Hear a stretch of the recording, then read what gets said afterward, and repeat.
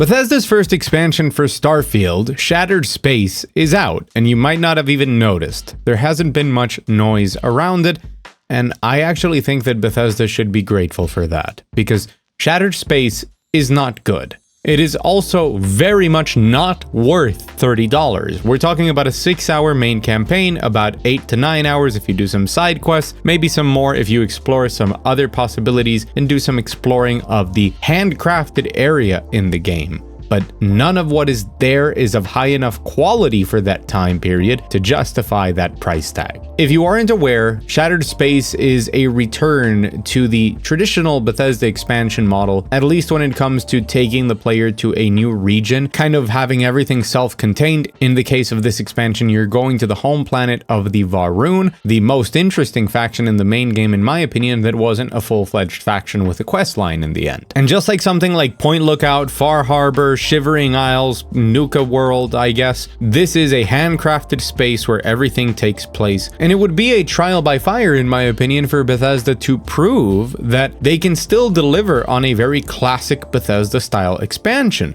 focused on writing and the core gameplay and kind of getting rid of a lot of the stuff that Starfield, in my opinion, screwed up. Because hey, while this is very subjective, I think that the biggest mistake that Starfield does is taking away the exploration part of a Bethesda game, which I think is a really important part of them. That progression of the start, whether that be the vault or the village that you start in, or the capital city, and then walking out and choosing a direction and getting to explore this world, reach new areas, unlock those fast travel markers, and get the lay of the land as you become stronger, I think is fundamental. And Starfield completely throws that away because of the idea of it being in space. And the places that you explore are just procedurally generated with nothing important in that overall progression of the game. All of that is substituted for just navigating a menu and fast traveling. And by taking away one of the pillars of a Bethesda style RPG, it allowed the other parts of it to breathe. And it turns out that under more scrutiny, they're getting old, they're getting tired, they are technologically limited, and they just aren't up to a standard in my opinion. So my hope was that because Shattered Space is done in the traditional form where you have this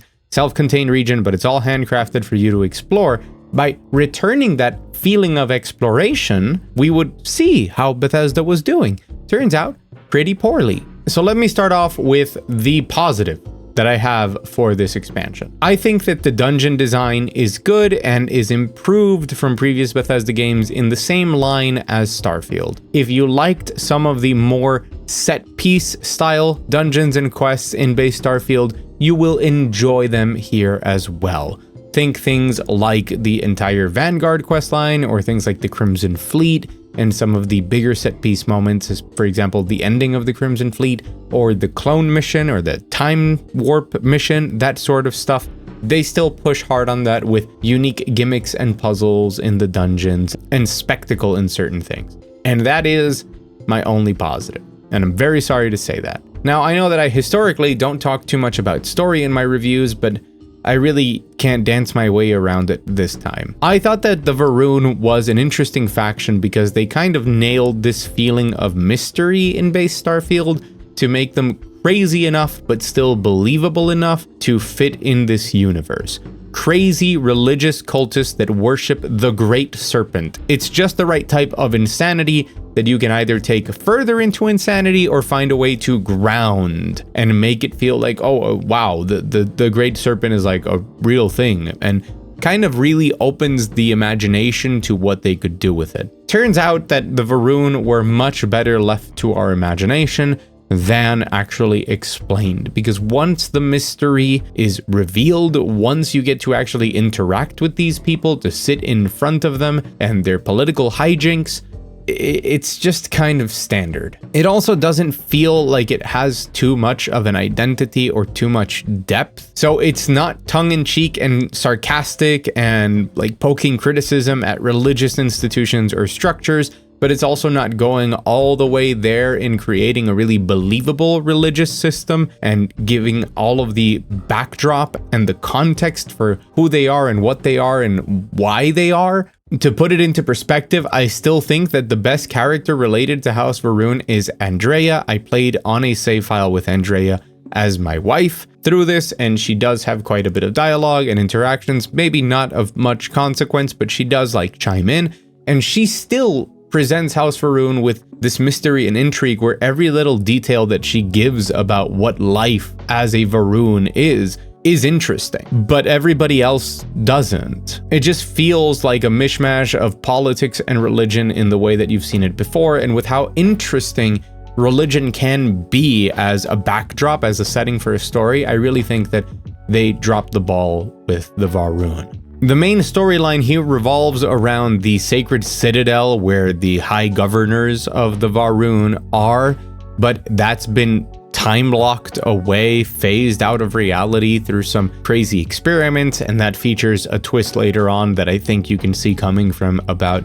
3 miles away. But in the meantime, 3 smaller houses are vying for control of the government, and you predictably have to help all 3 of them in order to then do the final mission and decide the fate of the Varoon. All 3 of those minor houses are very unlikable people, characters that really suck, in my opinion, as humans, and whose plights and issues are not something that I found myself invested in because they all just suck. And I constantly felt like I had to do this because I was here, not because I was interested in them or what the potential endings could be. Again, very subjective, but that is my feeling. It also doesn't help that everything regarding the story here felt just a little bit too expository. Every dialogue was just too plain and too long. I have no problem in an RPG getting literal hours of dialogue because that's what I'm signing up for, but when that dialogue isn't compelling and it isn't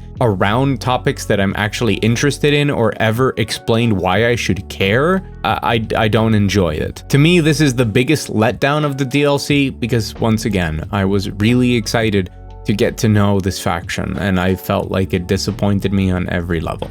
I have seen every trope that is here before. I knew what the potential decisions for ending a specific quest were from the moment that it was set up to me. And while that in itself isn't the worst thing in the world, hey, you've played every Bethesda game, you probably know how they're going to present things and deal with them. I think it's very telling that I felt like that when this faction was so potentially interesting. So in the end, it just kind of feels like any other faction. It also doesn't help that unless there is like a golden perfect ending that you can find by fulfilling a series of requirements, which is a common thing in these types of RPGs, I did not find that golden ending. It really doesn't matter what you do. I did some testing with multiple save files to check out different possibilities of ending quests. There are very few things that I think are very impactful. A lot of it is illusion of choice. Of the very few impactful decisions there are the companions. Aren't really that fleshed out. They're not romance interests or anything like that. They kind of feel like a step up from crewmates. I don't know exactly how much they might interact with other things in the game. You know, the typical like, what if you picked them up as soon as possible and then did a bunch of other stuff, how much they would have to say or do. But I also just don't like them as humans at all. But those are missable. Those can be killed in the process of quest lines. Anyways, I got off track. The ending of this DLC, from what I understand, will have you choosing between people you hate, at least in my case. I did not like anybody, and I did not want to side with absolutely anybody. I would have liked to destroy everything and everyone, and that also would not be a very satisfying ending, so none of the endings felt interesting or satisfying. Okay, but hey, Bethesda went back to a handcrafted open world. How did they do there? Well, better than randomly generated, but not by much. It's okay. It's a very small region that is, in my opinion, lacking in quite a bit of atmosphere and points of interest compared to previous Bethesda expansions. I found some of it just a bit generic. I wanted more of a Varoon flavor, and I just didn't get too much of that beyond the fact that the planet has their architecture present and is all blue and red and purpley a lot of the time. A lot of the places don't feel like much bigger or much more different than the standard randomized POIs that you find in the base game, except for the specific dungeon, which, as I said at the top, is the one thing where they have their own gimmicks and their puzzles, and they're pretty good overall, at least in that.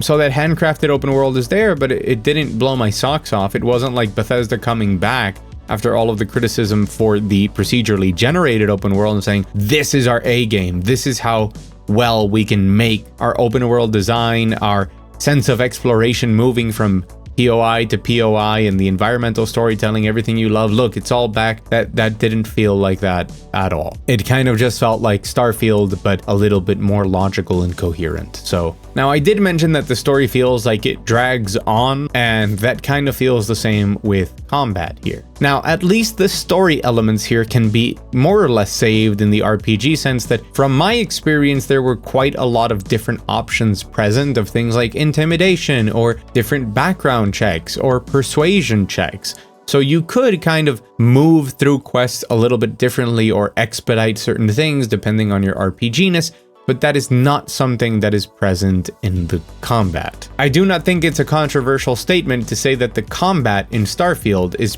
pretty damn bad.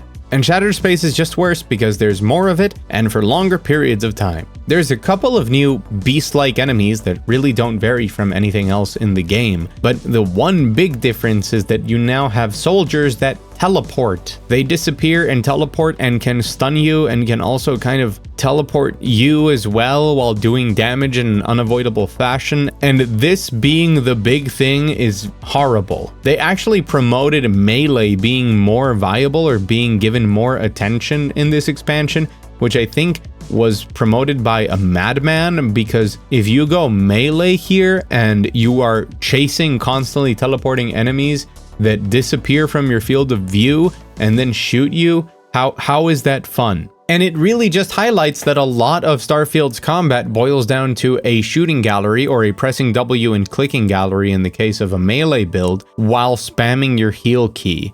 That's really all it is, and it's not good, and it's not good to do it for long extended periods of time against even more annoying enemy designs. The only time that Starfield's combat, which is an improvement over previous Bethesda game shooting, let's have that clear, but the only time that it was entertaining to me was during the leveling process where you are obtaining new weapons and experimenting with them and worried about your ammo and when to use what weapon. But I went into this DLC at an endgame save. That was the save game I had with Andrea as my wife. My new game pluses are all kind of scattered around. But I went in there at around level 45, which is well within the range of what they recommend, which is between 35 and 100, and the game would scale. But thing is, I went in with a lot of ammo and good weapons, as you probably have no matter what point after level 35 you are in the main game.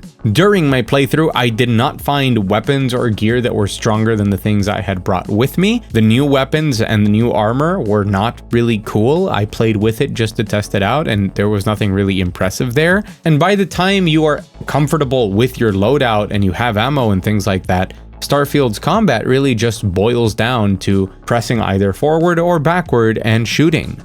That's it. So to have a lot of what this DLC is be very extended combat sequences, unavoidable combat sequences, by the way, you cannot skip them by going through a dialogue check or finding an alternate solution to quests, at least as far as I have tested, but I'm very confident in saying that the majority of them are 100% mandatory. It doesn't provide a satisfying gameplay experience even when they try and make it a whole spectacle. There was a mission that, because I activated a new skill, I had the little extra quest, the thing to progress skills, that was kill 100 people with rifles, and I completed that in one mission. That is how much combat you can go through. And it just feels at times like annoying padding. Because for as many subjective things as we can say about Starfield, many things that we can disagree with, I think it's just objective to say that the combat system in this game is not its strong suit. It doesn't have the systems to support that, neither in enemy design, nor in level design, nor in your abilities and your combat skills and the build variety. When I compare something like Starfield to Cyberpunk when it comes to combat, I'm not gonna I'm not going to bully Starfield and compare it to every other element of Cyberpunk. And please keep in mind, I'm talking about Cyberpunk today, not at launch, all right? Cyberpunk is a game where shooting weapons feels better, where using melee weapons feels better, where builds feel better and rewarding to pursue with very unique playstyles that you can use in levels, in scenarios that are designed to accommodate all of those different potential builds. That means that from the very basic act of aiming and shooting, you feel good, but also chasing any crazy build from stealth to hacker to speed melee to heavy bruiser to shotgun man to sniper always feels rewarding in how you end up looking at every single scenario differently because of that build and enjoying it. And it might not be the best shooter combat to ever grace humanity, but Cyberpunk 2077 is an RPG, and it succeeds much better at blending the RPG parts of it, of you choosing a build and going for it and loot and kitting things out, than Starfield ever could. Because stealth is not viable in most of the combat scenarios in this DLC, because it's just straight up, time to fight, let's fight. Melee would be disastrous against teleporting enemies, but hey, technically exists. So really, you're limited to your choice of firearm against enemies that will hit you unavoidably. It's not like there's a robust cover system or something, or a lot of alternative ways to solve combat encounters here. And you're just going to spam heal and shoot things. Except that in this DLC, you will do that more of the time and against more annoying enemies. And of course, the final piece of the puzzle, the bugs. They're still there. They're still there, and they're still pretty bad. I crashed 3 times. I had 2 soft locks of me getting stuck in this handcrafted environment because of the new 0G things I think weren't very well calculated on where you could end up in that specific zone of the map. Andrea teleported out of the world once. She got mad at me for no reason. Pretty sure it's because I fast traveled into the car and immediately got a missile launcher thrown at me, and she got mad. A lot of the storytelling is just as awkward in its presentation as it has always been. This DLC relies a bit more on, hey, look at these people talking. You're not in dialogue mode. You just sit here and like watch this diorama unfold of them talking, and then you enter the dialogue mode, which is just annoying when they're talking, like I said, about things that aren't properly written or explained, and it's just really awkward. But it's just as awkward when you go into dialogue mode. And there's a lot of scenes where there's 3-4 different people talking to you in the same room, and this awkward angle where they kind of bend their neck or they just turn and look at you weirdly, but they're also talking to a different person while they're looking straight at you. And then Andrea chimes in with her opinion, but she's actually behind a wall because she got stuck 3 rooms ago, and the camera awkwardly zooms in as much as it can into a texture. And this is supposed to be some high stakes government conspiracy stuff going on, and you're just sitting there going like, what? This dialogue is weirdly written. It's kind of awkward. The scenario is one of the more fantastical, hard to believe things that you guys have done in a while. You kind of went back to the, well, I'm the hero of everyone for reasons, and you just have to accept that. And all of these camera angles are disorienting me, and you just put it into perspective with something like Baldur's Gate 3 or Cyberpunk, and you're like, wow, this shouldn't be like this. This isn't what RPGs should be anymore. This is just weird, man. And yes, I think that those presentation issues really do harm the experience for me. Encountering an important thing and having the character I'm talking to slowly slide off into the distance through a mountain is fucking weird. That partially ruins my experience. Having people bug out and be like, this is House Varun, and here we do not allow for people like you to exist in this circumstance. Like, what's going on, man? How are we still here? How is this a thing we still have to fix, Bethesda? But there's still other bugs and jank and issues within everything I'm saying. I encountered a Bethesda's bug, which is when you don't know if the game's working as intended or if it is a bug. There is a mission where you are fighting phantoms, and the gimmick is that when you eliminate them, they disappear, but they kind of respawn in the next room, and you're supposed to keep taking them out and solve some puzzles because you can't actually kill them. They're just going to permanently respawn. But you do take out their life bar and get that breathing room to do the puzzles. Except that on my first playthrough, they never did the disappearing part. They just never died. They were just always alive and always shooting me. Their health bar would not go down. It would go down and come back up forever, but they would never do the disappearing act. So I had to run from place to place, navigating some pretty unintuitive areas here, especially with like the effects of them throwing lightning at me and stuff, and solve the puzzles with them permanently attacking me. And it was incredibly frustrating and made me wonder who designed this, who thought this was a fun thing for the player to do, whoever thought of this as a good idea. And it turns out that after I died and realized that I hadn't saved because I guess I was too busy kind of being stressed out by the situation and bewildered at the design decisions, that no, you can take them out. They just respawn like later on in the level. It's like, oh, I mean, that's still not great, but it's much better. And that just quickly reminded me that I'm not sure of a lot of the stuff I experienced, or if it was working correctly, or if it was just my experience, because who knows anymore. So let's get down to brass tacks here. Shattered Space should have been a return to form, a limiting of the scope of Starfield for Bethesda to prove that they can still write a good story and still create interesting scenarios. And in that sense, it is a complete failure. The handcrafted open world is not a return to form. The story is awkward, long, overly expository, just as long as its combat sequences that highlight just how limited and boring this combat is. It completely disappoints on the premise of fleshing out the most interesting faction of Bethesda's newest universe in Starfield, while still being a pretty buggy mess. And you can get all of that for $30. The only way that I would ever recommend this expansion to somebody is if you have played every other Bethesda Game Studios RPG, and for some reason you really, really like Starfield and you want to see this, because maybe it won't disappoint you. Maybe you will enjoy Dazra. You will enjoy the story of the Varun here. You will like the things that it presents, and the dungeons and their gimmicks and puzzles can be entertaining, if a bit frustrating because of the combat parts of them, just feeling like a mindless slog that's kind of there to waste your time. If you really have nothing better to do, including installing Fallout London, and you wanted to spend money, you can play Shattered Space. And there is a chance somewhere that you will really enjoy it, because apparently every time I make a video criticizing something about Starfield, somebody tells me that I'm just a hater and it's actually great. So hey, if you're one of those people, please buy Shattered Space. I was incredibly harsh on Starfield when it came out, and my feelings toward the game have only become worse. I think that I overrated Starfield. I think I would have given it somewhere around a 7 to a 6.5 on release, and I think that it actually deserves somewhere around a 6, and I think Shattered Space deserves somewhere around a 5. Not because it's worse than base Starfield, but because it is $30 for what amounts to a single faction questline that is not even the best one or close to it when compared to the ones in the base game.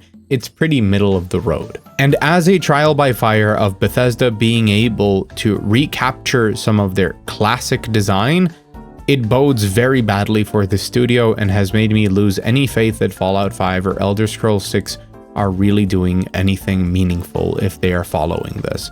I am very afraid, because I think that at this point, if Bethesda doesn't radically change the way that they make their game, something with their engine, something with the fundamental design of their combat and their gameplay loop and how people interact with things, if they don't refine things like their presentation and the way that the RPG systems take place, if they don't really rework things from the ground up at this point, I think that a franchise that I absolutely adore, like Fallout, is in the wrong hands, and the Elder Scrolls, for which I have less of a passion for, but I think me and a lot of people highly enjoy it, is also in a bad state. That is what I get from seeing them retread what they have always done here in Shattered Space.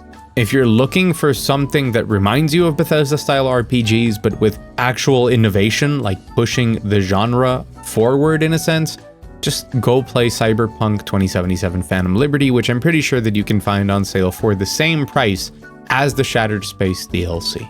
If the thing you like about Starfield is the logistics side of it and building outposts or something like that, please go buy Satisfactory and just have a better time. And if you already own the deluxe edition of Starfield for whatever reason, I guess that there are worse things that you can do with an afternoon than play through Shattered Space. And it's not like it was torture or something. At some parts, I was like, this can't be this bad. This can't be this boring. This can't be this monotonous, this repetitive. This can't be this buggy. And this exposition cannot be serious. They really can't think that this is a great story. But it wasn't hurting me actively. But if I personally had the choice, I would have spent that time on something else, but I'm glad that I'm at least here to warn you about it. If you're a huge Bethesda fanatic and you even enjoyed Starfield, I would still recommend that you just wait for the complete edition once all of the patches inspired by the mods come around, and they better integrate all of that DLC, and maybe it'll all make sense and lead to a pretty good experience, a better one at least.